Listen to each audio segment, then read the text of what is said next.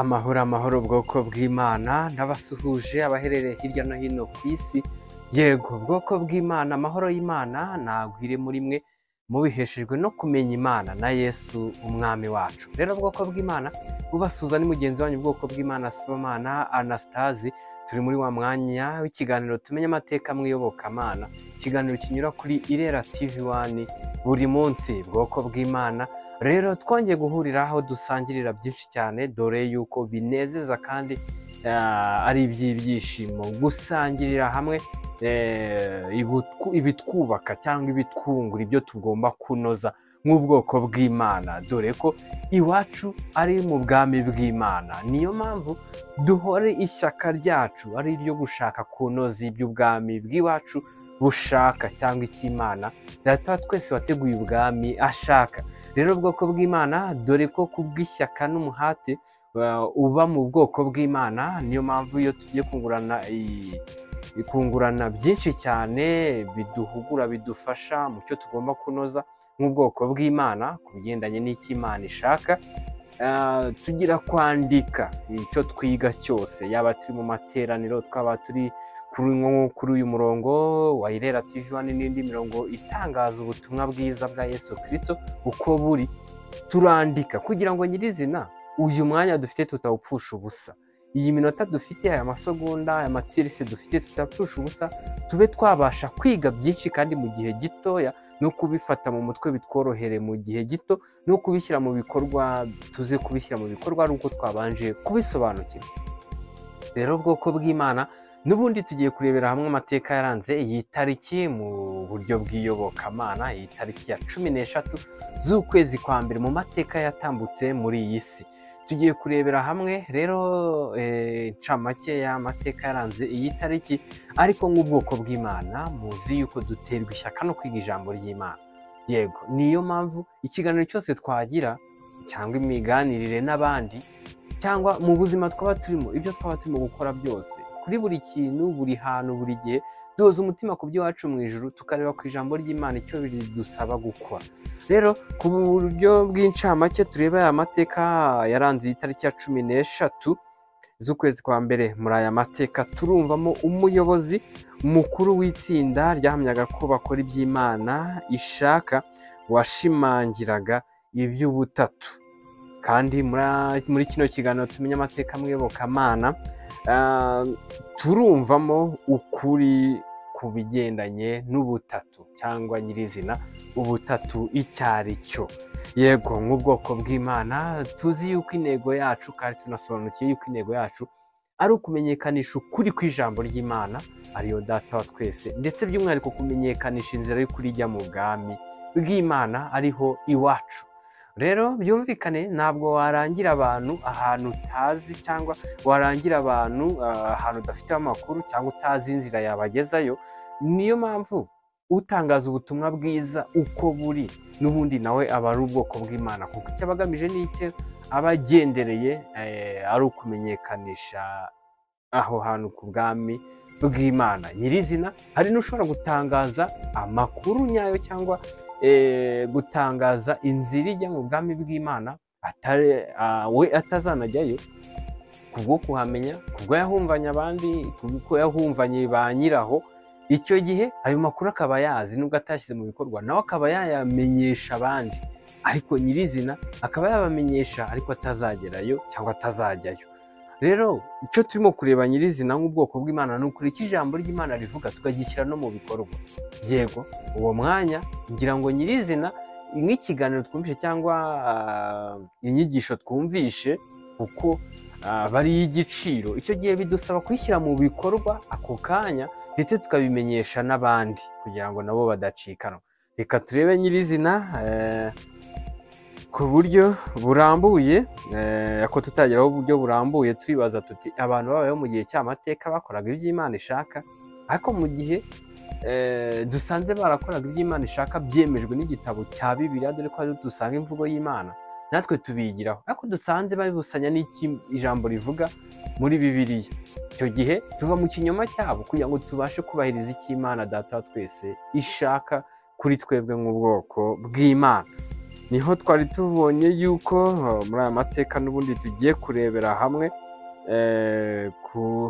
kuri aya mateka tugiye kurebera hamwe kuri uyu muyobozi n'ubundi mukuru w'itsinda ry'abahamyaga ko bakora iby'Imana ishaka, washimangiraga ku by'ubutatu, kandi turaza no kurebera hamwe nyirizina aya mateka icyo bivuga cyangwa muri kino kiganiro turebe ikigendanye n'ukuri ku butatu ku buryo burambuye. Rero aya mateka yaranze iyi tariki ya 13 z'ukwezi kwa mbere ku ya 13 Mutarama muri 367, Hilary wa Poitiers, papa w'itsinda ry'abahamyaga ko bakora iby'Imana ishaka rya orthodoxy,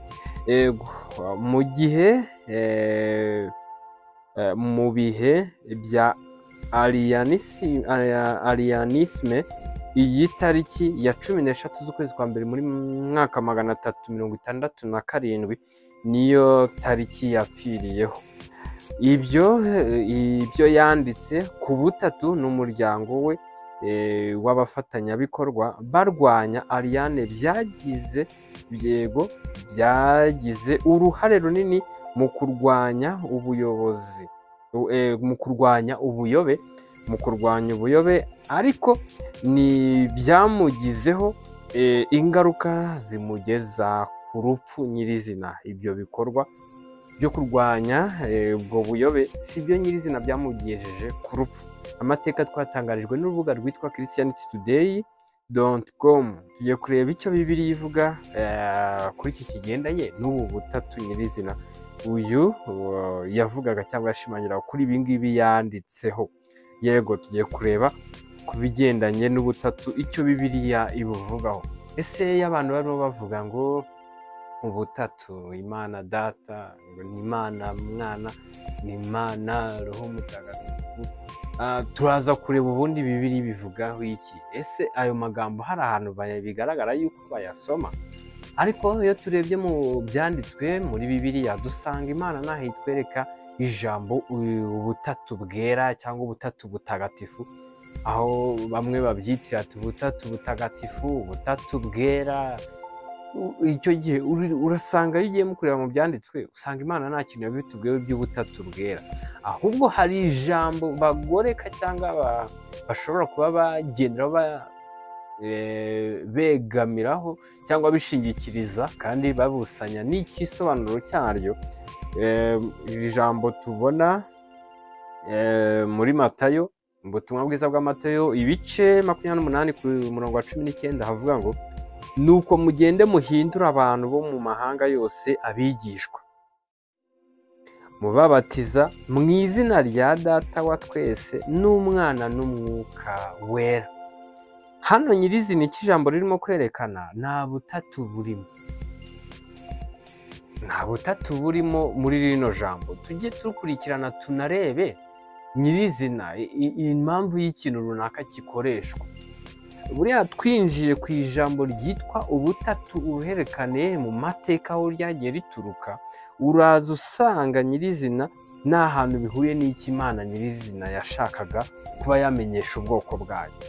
Rero iyo tugiye kureba wenda kuri uyu mubatizo Yesu Kristo yari arimo avugaho yuko ngo arimo abwira intumwa ngo nuko mugende muhindura abantu bo mu mahanga yose abigishwa, mubabatiza mu izina rya Data wa twese ariwe Mana, n'Umwana ariwe Yesu Kristo, n'Umwuka wera arizo mbaraga z'Imana. Hano ntabwo harimo kuvuga ubutatu, kuko iyo urebye Imana nyirizina yo yagiye yivuga cyangwa ikavuga irimo yisobanura. Nk'iyo tugiye byo kuri Mose uburyo yagiye imwisobanuraho ivuga ngo ndiho, nduhoraho, nduwo ndiwe. Rero turareba Imana nyirizina andi mazina cyangwa ibisobanuro ijambo ahandi hagenda bivuga. Ureba Imana ugasanga ni Imana Data wa twese, ugasanga kandi Imana nituma biba, yego nituma byose bibaho, ari we Jehova. cyangwa ugasanga ni ndiho cyangwa ni uwiteka cyangwa mu yandi magambo ni uhoraho. Ayo ni amagambo yose asobanura imana cyangwa amazina asobanura imana cyangwa agenda yerekana ubudahangarwa bw'imana, ariko ubundi imana nyirizina ni imwe, ni imana nyamana yonyine. Noneho turaza kureba Yesu Kristo we ni iki, ninde? Yego, Yesu Kristo ni umuhuza w'imana n'abantu. Yego, Yesu Kristo ni umuhuza w'imana n'abantu. Iyo urebye mu rwandiko Pawulo yandikiye Timoteyo usangayo uburyo ki Yesu Kristo ari umuhuza w'imana n'abantu nyirizina. Rero iyo hajemo kuvuga ngo ubutatu, usanga biva kuri kubizi nyirizina. Ushobora kubivuga abizi, aba ari kugira ngo agoreke ijambo afite izindi nyungu agamije. Hari n'ubigenderamo ari uko atabisobanukiwe nyirizina. Ariko Yesu Kristo ni umuhuza w'imana n'abantu. Imana turi kubona yuko ariyo mana ituma byose bibaho, ariyo valoro iri hejuru y'ibintu byose. Niwe turasanga ariwe ndiho, ariwe Uwiteka, yahozeho n'ubu ariho kandi azahoraho. Rero turaza dusange umwuka w'imana. Yego, turasanga umwuka w'imana cyangwa mwuka wera.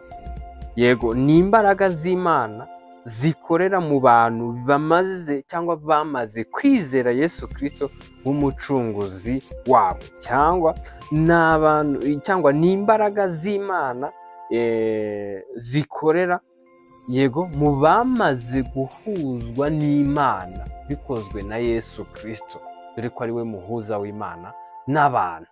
Yego, rero ijambo ryitwa ubutatu ni ijambo rigoretse ry'ikinyoma. Ntabwo nta butatu buboneka Imana yadutangarije cyangwa nk'ubwoko bw'Imana rikwiye kudufasha kuri mubumbe w'isi turimo. Yego, rero abarikoresha ni ukugoreka Bibiliya, ni ukugoreka ijambo, cyangwa rikaza nk'ijambo ry'irihimbano ritaza kuboneka mu byo Imana yatangarije ubwoko bw'Imana. Rero ubwoko bw'Imana igihari ni uko amahirwe dufite, hari imirongo igenda isobanura ubutumwa bwiza uko buri, harimo n'uyu murongo wa Irera TV1 ndetse n'amateraniro y'ubwoko bw'Imana hirya no hino ku isi agenda asobanura ijambo kuri ryo.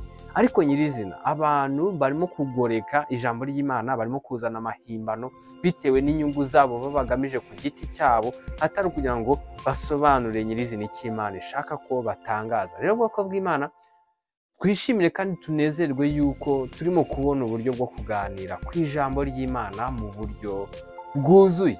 Rero ndabashimiye cyane bwoko bw'Imana, dore ko bwoko bw'Imana intego yacu ni ukumenyekanisha ukuri kw'ijambo ry'Imana, ndetse no kumenyekanisha by'umwihariko inzira y'ukuri ijya mu bwami bw'Imana. Duterwa ishyaka no kwiga ijambo ry'Imana, ndetse duterwa ishyaka no gusobanukirwa icyo Imana Data twese ishaka, kugira ngo abe aricyo dukora nk'abazagorerwa ingororano mu bwami bw'Imana nk'abana b'Imana. Rero ubwoko bw'Imana buri gihe, buri hantu, kuri buri gikorwa duhuza umutima ku by'iwacu mu ijuru.